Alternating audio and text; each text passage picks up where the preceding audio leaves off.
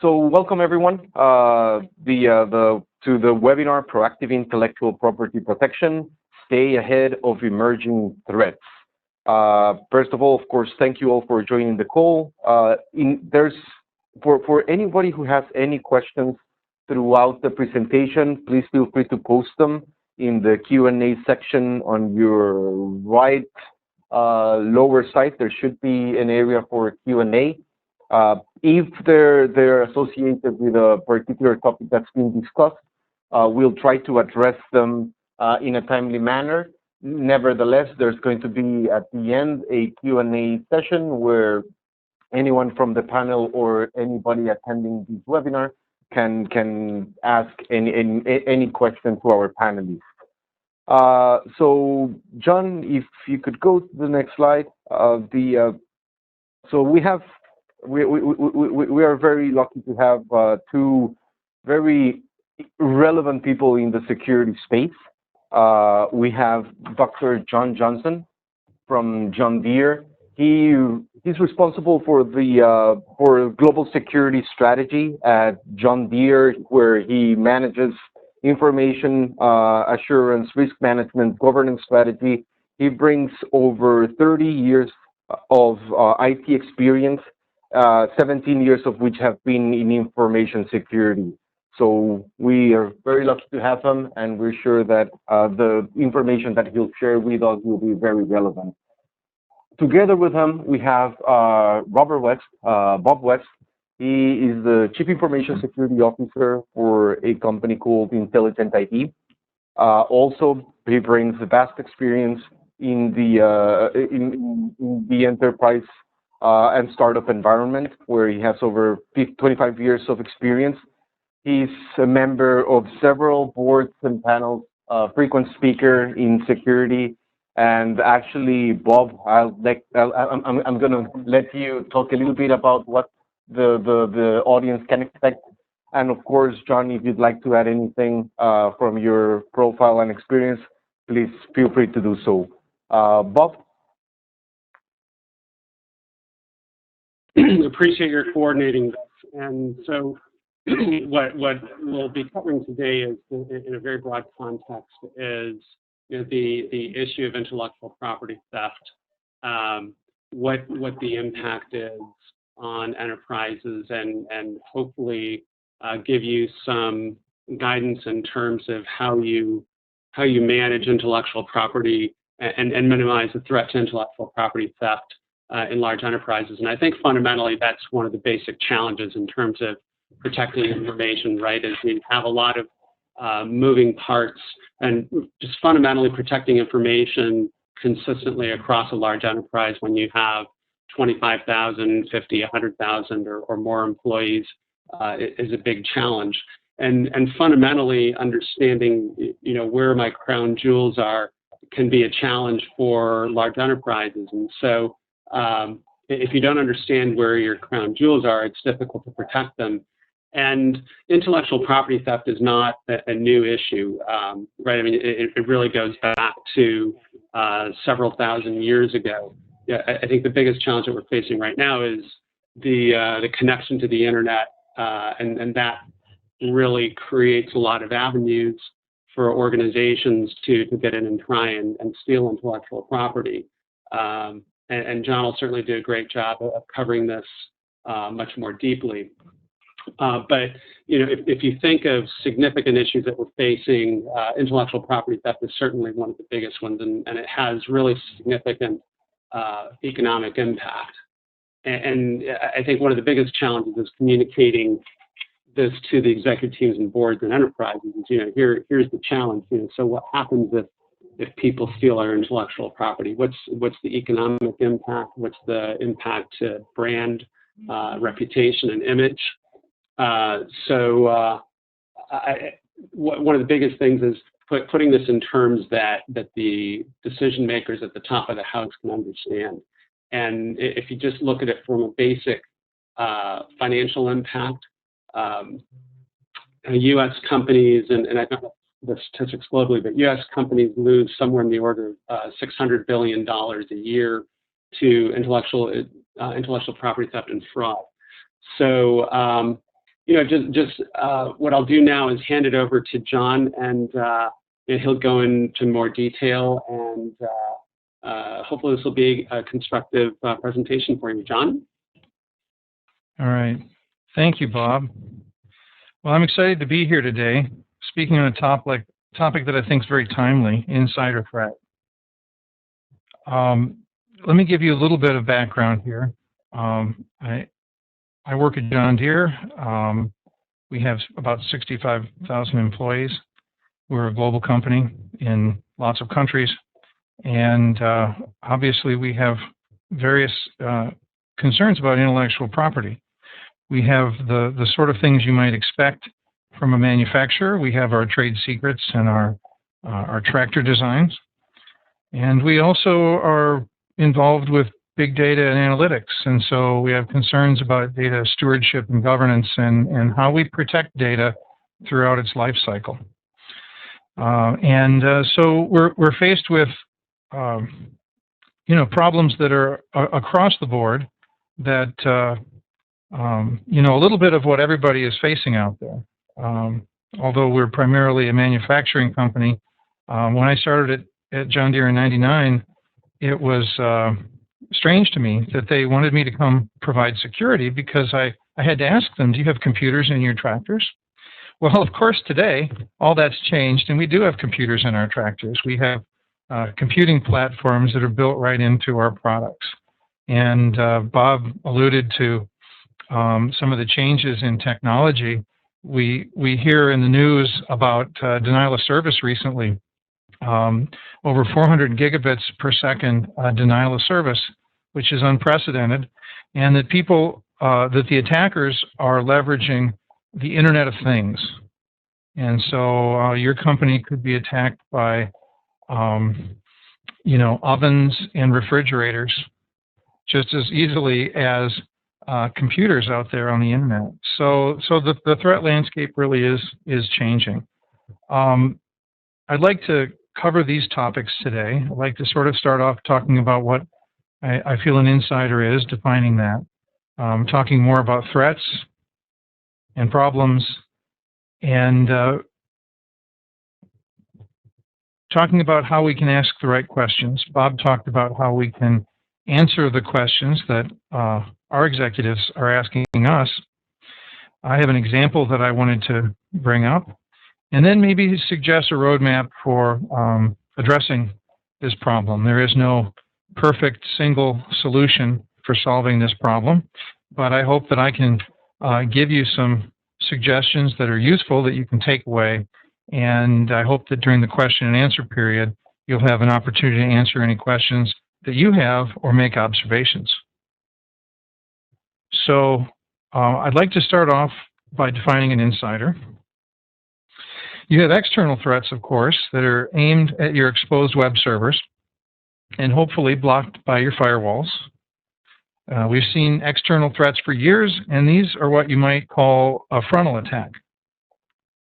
Adversaries are trying to exploit exposed services and break down your front door. These outsiders have no privileged access to your network. Their job is very difficult. On the other hand, you have insiders. Insiders are people who do have privileged access to your networks and your resources. And they may have company assets that join your network domain from the inside, or they may have remote access through a VPN, a virtual desktop, or an application. Insiders have credentials that let them get to company data. They have rights to do certain things. Sometimes they may be suppliers or contractors who perform specific work. And sometimes these suppliers or contractors may have administrative access to access data and other company resources. Insiders pose a threat because they may intentionally or unintentionally, which is often the case, leak data to adversaries. They may innocently be tricked into leaking data by clicking on a link that comes in an email, which subsequently exploits and compromises their computer. They may be tricked by a watering hole attack where the adversary fools them into thinking that a fake site is a legitimate site, thereby stealing credentials and information. They may not use good practices protecting data when they take it outside the company. For example, they might load up a USB drive and then leave it in a taxi. Or they might email sensitive company data to their Gmail account or put it in Dropbox. There are also insiders who intentionally steal sensitive data and intellectual property. And so I have a little pyramid here. They have several motivations, and Ira Winkler steals ideas from me, so I stole this idea from Ira. And he likes the acronym MICE because it's easy to remember. And so the four primary motivations of an attacker would be money, ideology, coercion, and ego, not in any particular order. Don't feel that the pyramid is indicating that one is more important than the other. It just depends on the individual. But there are all ways that a user, an individual, somebody with privileged access might be motivated to steal your intellectual property. If you have anything you want to add to that, Bob. There's still a lot of organizations that think, I have trusted people on the inside and I need to protect myself from the outside. So just validating what you're saying here is, the insider is a significant threat. I think the other component to it is in several industries, there are people that will move from one company to another. So you see people moving from, Cisco to Juniper and vice versa. Right. It happens in a lot of industries. And so it's relatively easy for intellectual property to knowingly or unknowingly go with them from one employer to another. And I think the other aspect of it is people take action based on changes of perception. And so as an example, I could do an acquisition as a company. I could be having some layoffs and people could be having some issues at home. And so when you start putting all that together, there are lots of different triggers in terms of why people steal information. Yeah, those are good points. I think it reminds me that we all have a confirmation bias to come over, and that's an important thing to understand as a security professional. We go to our executives and we ask for a budget. We ask for the ability to go out and have projects and buy tools and so on. And we have to overcome that confirmation bias. And basically, and it was certainly worse 15 years ago when I started here, the idea that every employee is good, right? They don't have problems. They're perfect. Employees are good. Give them access to everything. And outsiders are bad guys. Don't let them get to everything and anything. And so it's not a black and white world that we live in. And the idea that we're better than our competition, you need to prove that. Because we often have the thought that, well, we probably do it better than them. We're not going to be a target. But that's just not the case anymore. So insider threat is nothing new. Bob alluded to that. It's been around since ancient times. Whenever one group of people wanted to keep secrets from another group of people. However, today we live in a connected world where we see everything from computers and mobile devices to toasters and toilets connected to the internet. Industrial systems are at risk, of course, and Stuxnet is a good example of how embedded systems and logic controllers that were not designed with security in mind can be at risk in a connected world. So everything is connected and everything is collecting data. I have friends who would say everything is vulnerable. We have lots and lots of data, and corporations are finding it hard to manage all that data. Big data is a new thing for a lot of companies. So it's no surprise that breaches due to insiders are on the rise. Bob, would you like to make any comments on the slide here? Just one other thing is there was actually a good article in the Wall Street Journal almost 4 years ago that Siobhan Gorman wrote.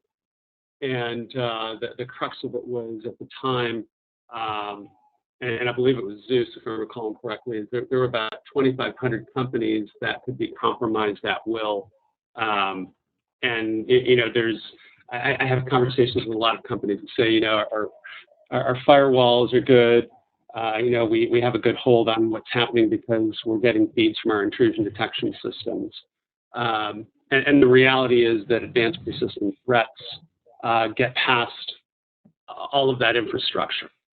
And so, the impact of that is, there's just a lot of things that you may or may not be aware of that are happening within your enterprise, depending on what technology you have, and depending what level of sophistication you have in terms of personnel or business partners.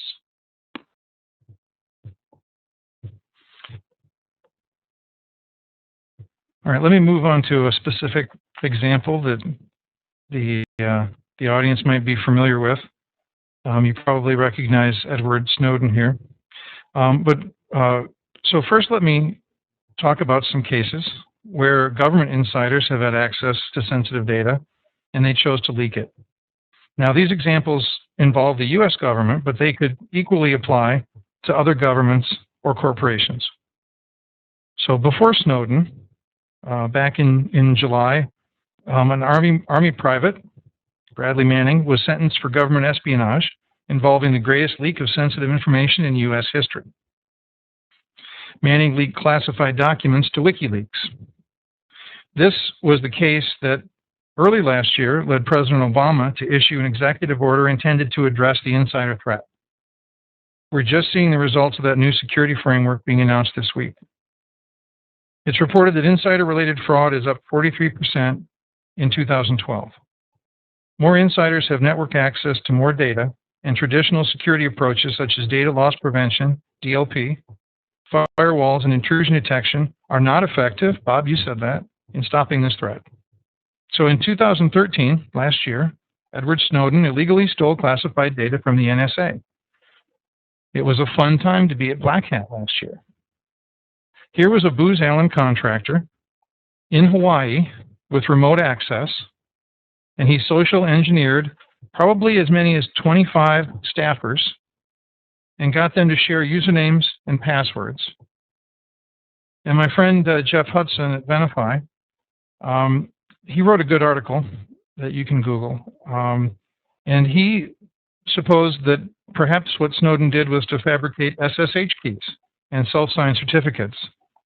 He could leverage his admin access, a CAC card, the common access card that the government uses, and he knew which systems had not been migrated to be monitored at a higher level because they were in the process of doing that. So he used his knowledge and what he could gain through social engineering to craft his way into to getting to data that he could then exfiltrate.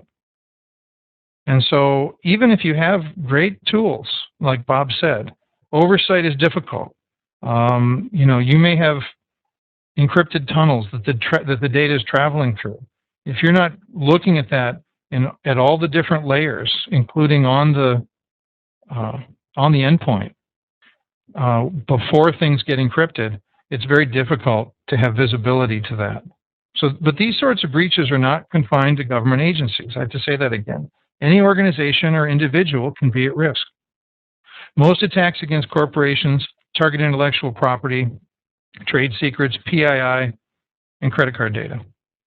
Corporations will have even weaker controls, and more users, think about this, it's true, will have broad administrative access to corporate networks and systems than the government. NSA really does a pretty good job. And we have another example coming up on the next slide that they also were compliant and did a very good job, but they were breached. So there's a very real and significant threat against your company and its data, I would say, and it predominantly comes not from someone trying to break down the front door, but through insiders with privileged access. According to the Verizon report, a remarkable 76% of network intrusions involved weak or stolen credentials.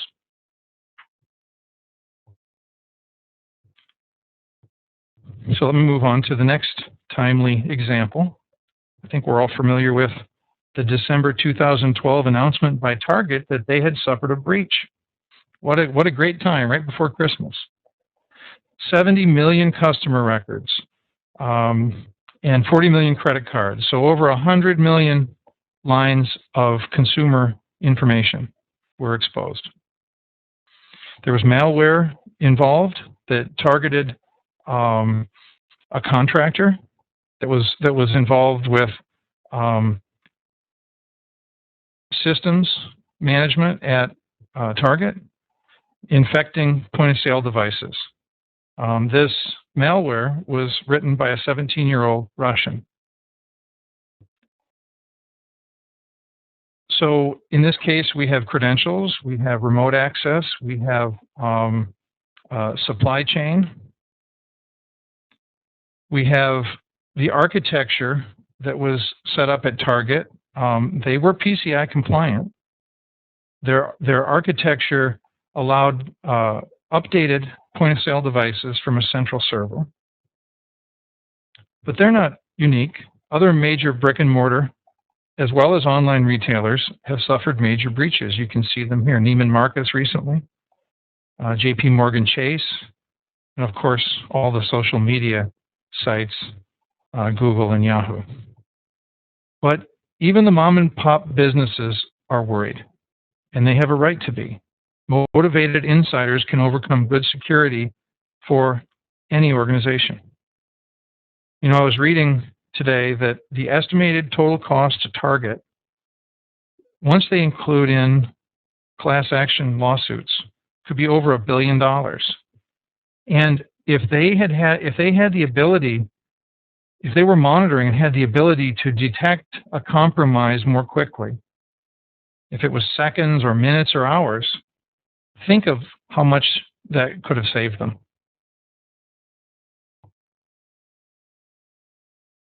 The actual cost is going to end up being much higher.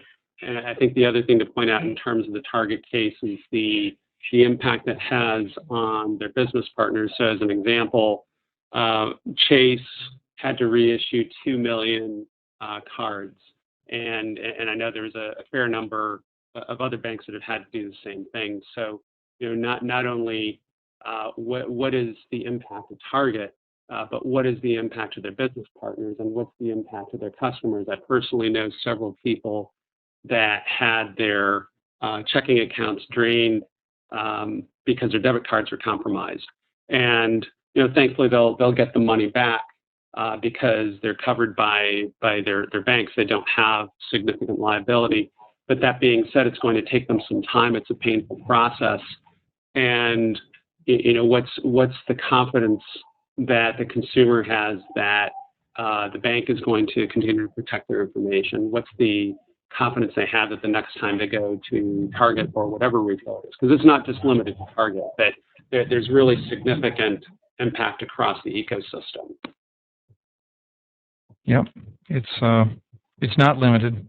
Target was the unfortunate winner in that lottery, but it can happen to any of us.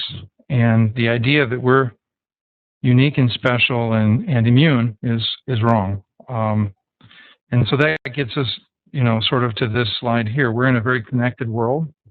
We have more and more data that we have to manage, and the threat landscape is evolving. And it's due to a convergence of forces. Technology is advancing at an accelerating rate. So I have this acronym here, SMAC. I can talk SMAC. It's consumerization of IT trends, which includes social media, mobility, big data and analytics, and cloud computing. And these forces, I would say along with the Internet of Things, are driving a desire to access data and systems anywhere, anytime, including, we think about point of sale, or we think about Stuxnet, including embedded systems in your toaster that maybe don't have security in mind. And think about how if it's difficult to update your cell phone, your mobile phone, think how difficult it is to get somebody to care about updating the software on their toaster. So data is moving more, harder to manage and track, and easier to leak outside of your company perimeter. You know, that's another problem. We have to think beyond the perimeter mentality that we traditionally have. The threat actors are also becoming more sophisticated and motivated to steal your intellectual property. Corporate security teams just can't keep up. This is an asymmetric battle to protect our data in every way possible against an almost limitless number of adversaries who are clever and just need to find one hole in our defenses. So I think we can agree that no organization is safe these days. We're all targets. We all have something that someone else wants to steal. It could be credit card data or tractor designs. Most organizations may assume they're safe, but we know it's just a matter of time. In fact, if you don't have the tools to uncover advanced threats, and I mean real APT detection, not antivirus, your organization may well be compromised, and you just don't know it. Most of us don't have a very good view into what's going on in the soft GUI center of our corporate networks. If you're breached, can you answer these questions from your executives? What was exposed? What did they take? Who had access to that data? Who did it? How did they get away with it? When did it happen? Where did it happen? I'll add there, how long have you known about it? Frankly, we're all at risk of being a deer caught in the headlights. So I have an example here. This is kind of near and dear. Yes, Bob. Go ahead. So the example here is engineering contractors. They're on the outside. We want to give them access to high-value intellectual property. So how do we do that? You know, do we have them VPN in and connect up directly with credentials to our systems and trust them? Well, they have a contract, right? A lot of people in the business would say, well, there's a contract. How can they break that contract? Well, we know they can, technically. You want your intellectual property to be stolen and then just have to go chase them down and sue them later? We have various security requirements. We want to keep control of the data. So that's why we think we want to keep the data on the inside. We don't want it to go outside onto contractor computers. We'd like to prevent or quickly identify suspicious behaviors, and we'd like to restrict access on a need-to-know basis. And so there are some problems with this. The contractors need anytime, anywhere access. They have short deadlines. Security doesn't want to be in the way. Do we use laptops or virtual desktops? Contractors need broad access to a repository of data, and existing security controls are lacking. And I'm just going to keep moving ahead because I think we're running out of time, Bob. Do we have a time check here? It's 10:30 Pacific, 1:30 Eastern. I just wasn't sure when we needed to. We're good with time, John. We're good. Okay. I didn't want to run up against the clock. So that's good. So then we'll I'll talk a little bit about how I think we need to address this in a layered way, and how we use virtual desktops, and Bob can then add on to that, and any other thoughts that he has. So the approach that I've taken is to develop a layered security model that utilizes virtual desktops. Now, the intent of this is to keep our intellectual property inside our network where we can manage it. We have better controls, and we think we can keep it from leaking out. Also, we have other use cases. We have contractors that support servers and databases, all very sensitive stuff. So we start by developing use cases. We want to understand what the business requirements are. And we know that there's not a one-size-fits-all solution. So what should the contractor have access to? How should they be using the data? We want to restrict what they can do with the data that we identify as the most important. And we want to alert on suspicious behavior and potentially track what they do in case we ever do need to go back and look at a detailed audit trail. So I'll say that classifying your data is important here, but trying to classify all of your data makes no sense. You know, it's the exponential problem that the closer you get to 100%, you end up spending an infinite amount of money to get there. And so you really need to focus on what people can understand and start with as the most important data that you want to protect. Protect the PII and the PCI and the intellectual property. Mark it and fingerprint it and understand it. Know where it is, if you can. Part of going down this road and utilizing data loss prevention and other tools is you might discover places where you didn't realize it was. Then when you see it crossing boundaries with the application, the endpoint, the network, or the cloud, you can make risk-based decisions on its appropriate use. So here you see the layered approach that we've taken for our use case. It involves hardening the operating system, placing restrictions on what the contractor can access over the network, utilizing endpoint protection software, process, training, contractual obligations. Supervision is an important factor in determining risk. And then monitoring and auditing tools and processes. Because there are so many behaviors that we cannot anticipate, it's crucial that we do this last part well. Am I on track here, Bob? What do you think?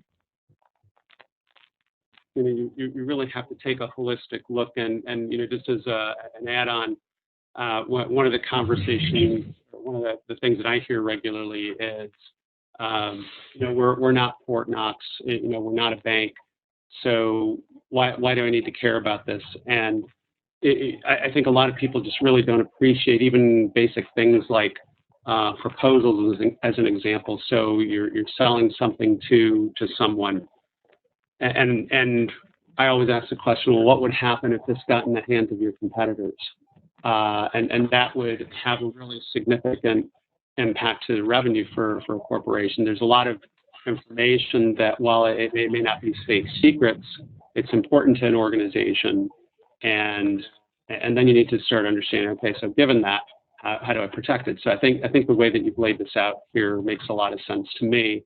It's really taking a look at this from an end-to-end perspective. And to your point, you always need to understand what's going on, what's going on a go-forward basis. Is something going bump in the night? And if it is, how do I deal with it? Yeah, and I think the other thing is you're not going to eat the elephant in one bite, right? It's bite by bite, and it takes a while. And so the idea that you're going to step in and have all of these tools and layers of security would be very uncommon, especially if you're not a financial institution, or if you haven't already had a breach. You have to convince your management that you need certain tools, and there really is an efficacy in having a layered security approach. It helps to really reduce and mitigate risk. And what you want to build out is the tool set and the processes and awareness and all of that provides the foundation, so that you can move up the capability and maturity ladder. And it's important that an organization go from being, fighting fires, being very reactive, to becoming more of a business enabler and partner. And eventually, when they have tools in place, they can become much more flexible in how they architect solutions. And they can be much more effective in how they mitigate risk and how they detect advanced threats, I think. Because this threat landscape is just scary, the volume and velocity that it has. So I have this idea, and I don't know if anybody recognizes Artie Johnson over there from Laugh-In. That's kind of dates you. He's not a relative, by the way. Be cool if he was, but he's not. And so he used to say, very interesting, on Laugh-In. And so I just have this idea that for me, I would like to see a tool that does these things. And this would be something that looks at user behavior to find the ways that an insider might abuse or misuse data, even if we don't know about that attack vector up front. So this may somewhat resemble products that certain sponsors of this webinar offer. I think I've written up a good list of functionality that would be ideal. I can't say that anyone can do all of these things today. So this is sort of an idealized list. But I'd like to see a security solution that acts more like a behavior-based firewall. Something that allows me to look at what the user is accessing, goes beyond just data loss prevention, but looks at how the user is using it how they're spending their day. Are they posting to Facebook? Are they uploading things to, I don't know, WikiLeaks.org? Maybe that's a little too simple. But I think if we have identified the most important data, and if we have it marked and tagged and fingerprinted, and we know where we keep it, then we can put some controls around that. And it changes use case by use case. We can look at the applications they're using, and we can restrict what a contractor, go back to the case of a contractor on a virtual desktop, we can restrict what they can and can't run. Now maybe we could also do that with whitelisting, but whitelisting sometimes is very difficult. And maybe we don't want to be intrusive and keep them from running software, but maybe we want to be alerted when they run the software or when they type in certain commands. So we might want to be looking at their keystrokes. We might want to look at what they do with the data. Are they trying to upload it, FTP it, email it, post it to Facebook, put it in Dropbox? Where do they go on the internet? What they're typing, I said that. And, eventually it'd be nice to take a look at, are there anomalies? Is one user's behavior very unusual compared to the group of users that they belong to? So sort of looking for variance and anomalies. So, but I think it's very powerful to do that on the endpoint, to do that someplace where you have management, to keep the users, the devices, and the access managed when they're dealing with that most sensitive data. Now, maybe you're sharing with your business partners, you're sharing data that you say, this is not particularly sensitive data. Then maybe you will be using some kind of a box.com or something that is corporate approved to do that. But I think that you need to have, when you're dealing with data protection, you need to have a good idea of roles and responsibilities and who the decision makers are for how you handle and how you become good stewards of the data, how you treat that data at your company. And every company, every organization is going to be somewhat unique. So what do you think about this, Bob? Is this very interesting? I think it is. And one of the things that it brings to mind for me is Jerome Previel at Societe Generale. It's probably 5 or 6 years ago now. He was a trader that lost $7 billion of Societe Generale's money doing some rogue trading. And one of the things that I recall about that situation is that he was hired in a compliance role and then shifted several roles. He went into research and then he went into trading. And one of the things that happened was he inherited the rights of each different role. So when he was a trader, he still had the rights to do what he had when he was hired in compliance. And certainly, if there were good controls around managing identity in place, that would have solved one component of the issue. But if there had been a complementary tool, to your point, that allowed me to understand, so what's happening at the endpoint? What is this person doing? Do they in fact have the rights to perform a trade at a particular level? That's one interesting thing. But there's implications beyond that because, as an example, on trading floors,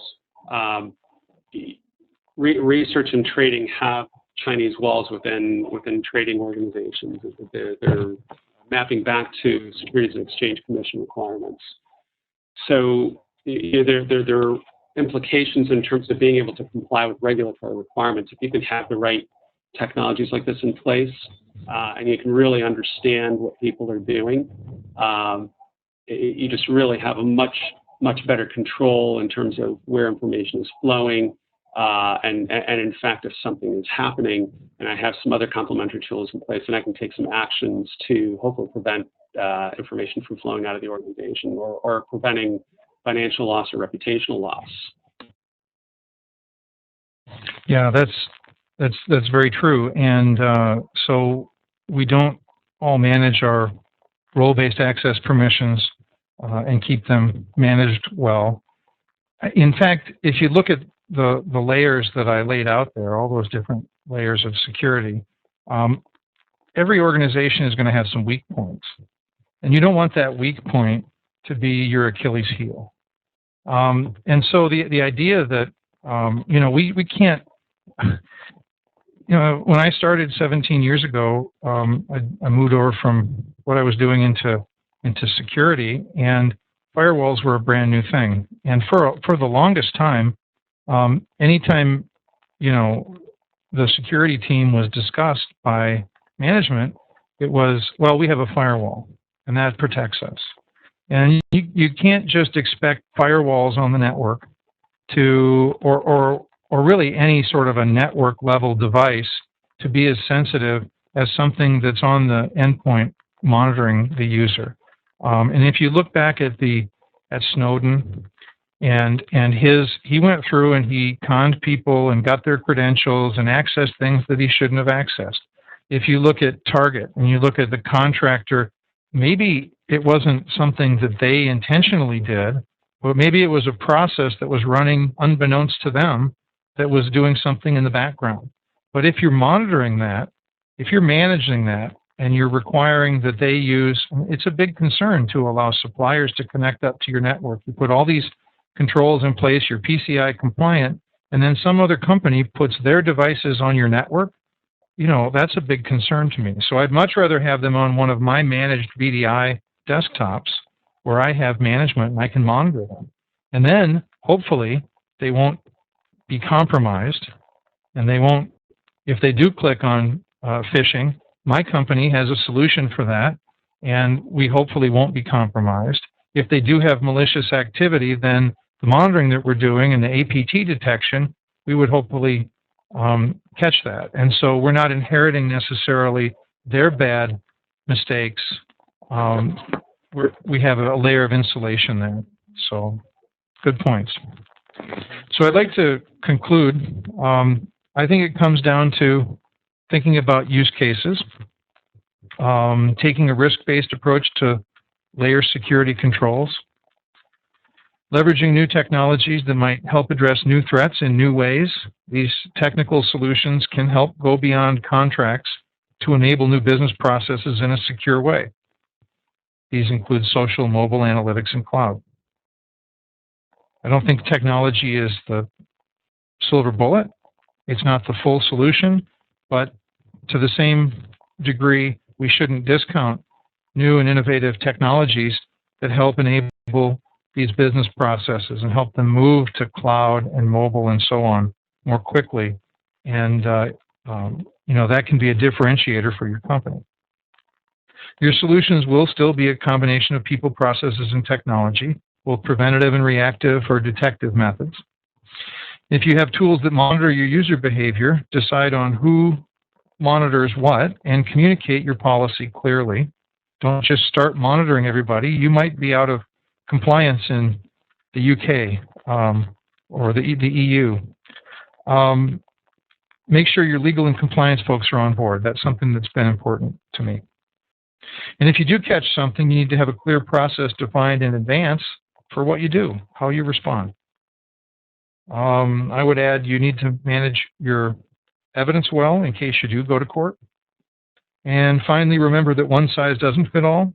And in order to support and enable the business, you need to think outside the box and be creative and innovative. We don't need to be perfect, but we need to do something to counter the insider threat. I think it's real, and I think it's on the rise. So, Bob, maybe you'd like to wrap things up. Add to that. So, one of the things that you were talking about is getting the right people engaged in a conversation. And there's a lot of large enterprises that don't have governance around their information security programs. And going beyond that, one of the consistent comments that I hear is that there are a number of people in security leadership roles that communicate to me that the executive team and board need to learn their language, when in fact the opposite is true, that you need to learn the vocabulary of the board or the CEO or the CFO, because if you're not communicating in terms that they understand, they won't get it. And if they don't get it, you're not going to get the resources and budget to do your job. And so I think that that's one of the most critical components in terms of protecting information, is communicating clearly and having the right governance around what you're doing. To your point in terms of making risk-based solutions, my general philosophy is businesses exist to make money. And to make money, you have to take risks, but they need to be calculated. And most enterprises think about economic risk or credit risk or geopolitical risk or competitive risk, but they don't think about technology risk. And so having a comprehensive picture of what risks you have is important to an enterprise. And so I think that would be it for me. So I have a couple of questions for you, John. If you were an enterprise and you're thinking about intellectual property theft, what would be the starting point for you? Well, I mean, I guess you need to define what your intellectual property is. I think you want to have some very clear way. You know, we have a data classification policy, and I don't know how many pages long it is, but I don't know that there are very many people out there at the company outside of IT or outside of security and compliance that know where to find it or have read it. And so how do I expect them? Do I have to give them specialized training and send them to school to learn how to use tools? I don't think that's going to work, personally. So, I mean, to some extent, people need to have education, and I think to some extent awareness is beneficial, but we're not going to necessarily train everybody to be experts. And I think that the experts need to be the experts, and we need to rely on people and raise and develop a culture of security. But I think we also need to have the tools and processes that that are pretty effective in repeatedly, in an automated way, in an auditable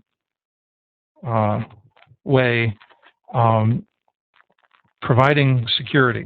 And you know, in most of these cases where there's been a breach, it's been because you know, where the insider was not malicious, it's because of a phishing attempt where they clicked on something in an email. And so that kind of thing, I think you can raise awareness and you can train people. But I think that in protecting intellectual property, it comes down to really knowing where your intellectual property is and keeping it someplace where you can manage and control it. And if you're going to allow people to use it, and a diverse group of people to use it, you need to have some controls there that are monitoring to ensure that they're using it properly. Did I answer the question? And I'll just build on that a little bit. You know, there are a lot of organizations that I see that either don't have a strong enough investment or don't have an investment in.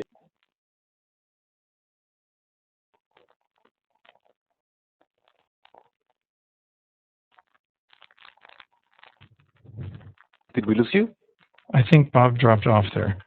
Okay. In the meantime, actually, John, there's a question from the audience, which I'll try to accommodate based on the last things that you discussed. So we've talked about processes, we've talked about awareness, we're talking about tools and how they've evolved from firewalls, now next generation firewalls, and now we're talking about monitoring behavior, right, at the end point.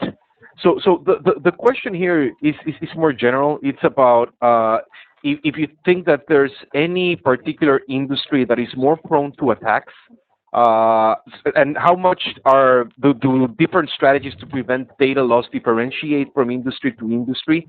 And basically, I think, I mean, at the end, it's like if chief information security officers are highly specialized by industry, and I think this comes down to what you were talking about, that there's not such thing as a one-size fit all. So I don't know if you could expand a little bit about the industries that maybe is more prone and anything that you think it's relevant. Sure. I think that the financial industry has been under direct attack, both frontal attack and from breaches, because they have financial information, credit cards, and so when I talk to CISOs that I know at Bank of America and others, they have entire staffs of people who are looking into threat intelligence. They have a very mature security organization. I'm at a manufacturing company, and our security organization is moving up the ladder, but we're not as mature as a financial institution. And so, but do we face the same threats? I think so. I think we all have so many. We may have fewer. We may have different types of machines. We don't have ATMs. We maybe aren't processing the diversity of financial transactions, but we do have some financial transactions, and we do have a financial arm of our company. And so I think all companies have a lot of similarities, but they need to fine-tune their strategy to what's most important and align it with their organizational objectives. So if for our company we have if we're very concerned about our intellectual property being tractor designs, then I think we would be focusing on that, whereas a bank might be focusing on customer data. I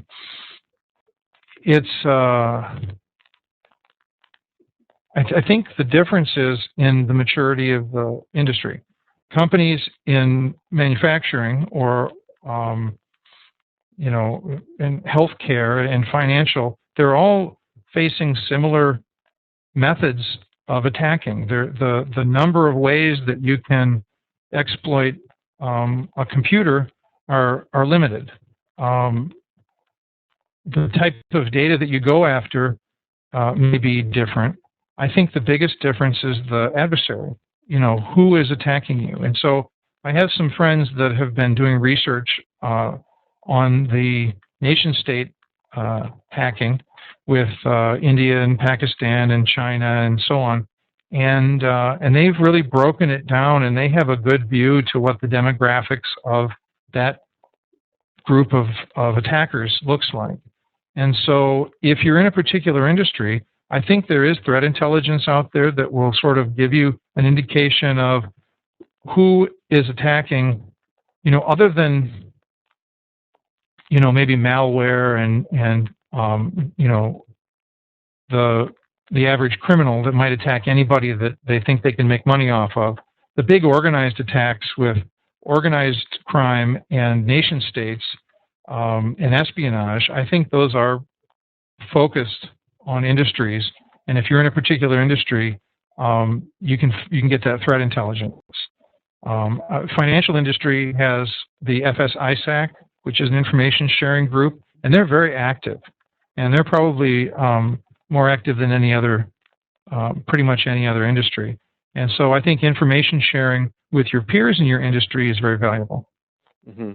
Okay, no, so I think that addresses the question, right? So the techniques used by the adversary may be similar, but it is very relevant to understand, based on your industry, who is the adversary, right? What are what are they actually looking for, right? When you're talking about the financial industry, it's very clear that you have, of course, money involved, and you have private information from the users, from the clients in this case as well. When in some other cases, IP may be more relevant. So I think that addresses the question very, very thoroughly. I don't know, Bob, if you're back. Hopefully you can hear me. Yeah. So you're back, Bob. I don't know if you have anything to add. Unfortunately, we lost you there for a few minutes. No worries. I think one of the things I'd say is, if there's a silver lining here, there's a large number of companies that, for a variety of reasons, are not doing the basics. And if you look at statistically why security breaches happen, there's some basic blocking and tackling that hasn't been happening. So I think if there's good news here, is there's some basics that a lot of enterprises can do to protect themselves better. I also wanted to make a comment. I think the most important thing is that security is a lot like quality, and John, I'm sure you can relate to this one. When a tractor rolls off the assembly line, you don't say, let's add quality now, right? It's a function of the manufacturing process. And, if you don't have the right level of quality, then you start having defects. And if you have defects, that can potentially lead to recalls. And recalls are expensive. but they're nowhere as expensive as the damage to a company's reputation and brand. And security is the same way, where you can spend a reasonable amount of money on security and build security in. It's close to impossible to retrofit it. And in the case of a target or pick your favorite security breach, the cost of recovering from that is substantially higher than if you had made a reasonable investment up front. Yeah, I think it's important that we learn from the mistakes of others rather than waiting until we're on the front page of the Wall Street Journal, right? Let's take advantage of this. This is for everybody other than Target and Ian Marcus and so on. For the rest of us, let's learn from this. Let's do what we can do better. And then the other thing that I'll say, as far as security being a value add, if we're more mature, if we have our governance together and we have a good program of security metrics, it allows us to prioritize what we do and demonstrate that we're actually being effective at it. That's called science. We're applying science-based methodology to what we're doing. We're getting real metrics. We're improving them over time. We're becoming more mature. A more mature organization with better capabilities is going to be more responsive, and they're also going to cost less, right? Because we're doing security right from the beginning, just like you said. It's baked in. It's not bolted on at the end. Is that there's I think that executives and board members have a notion that they're running on a broad set of technology infrastructure, but for some reason, I don't know if they internalize it completely. But I think, going back to your point of security adding value, you have, if there's an issue that gets to a certain level and you have a security breach or disruption, you're fundamentally impacting revenue. Or likewise, you could experience financial loss. And the flip side is if you're doing security right and it's integrated within all technology infrastructure, you're fundamentally creating a much more resilient business and preventing business disruption, hopefully preventing, you're never going to get to 100% security, but what you can do is make an investment that's reasonable and minimize the risks to the organization. And well, now we have run out of time. So first of all, thank you very much again, John and Bob, for this very interesting conversation. I believe that the provided information will be very useful for the audience. We will be making this webinar available for the attendees and those that could not attend. And well, I don't know if there's any final remark in the last minute. If not, well, there's our contact information. You can see it on the screen. Once again, thank you everyone for joining, and have a great rest of the day.